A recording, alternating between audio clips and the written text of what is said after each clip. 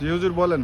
সম্মানিত ওমরা যাত্রীবৃন্দ, আমরা তায়েফের বিভিন্ন ঐতিহাসিক জায়গা পরিদর্শন করছি। এই মুহূর্তে তায়েফে যে মসজিদটির নাম আলী রাদিয়াল্লাহু তাআলা আনহু মসজিদ বা মসজিদে আলী, সেই মসজিদের পাশে আমরা অবস্থান করছি এবং এই মসজিদটি ঐতিহাসিক মসজিদ হিসাবে এরা সেইভাবে এটা ঘেরাও করে রেখেছে।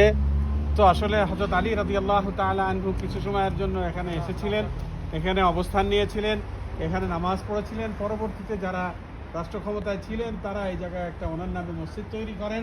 সেই জন্য এই মসজিদের নাম মসজিদে আলী। এই আলী মসজিদ হিসাবে পরিচিত এই ঐতিহাসিক জায়গাটা, সেই হিসাবে ঐতিহাসিক দৃষ্টিকোণ থেকে দেখার জন্যই আমাদের আশা।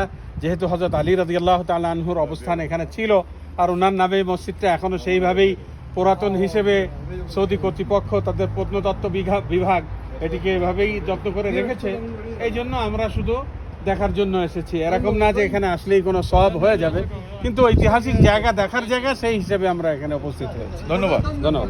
পরবর্তী ভিডিওতে আমরা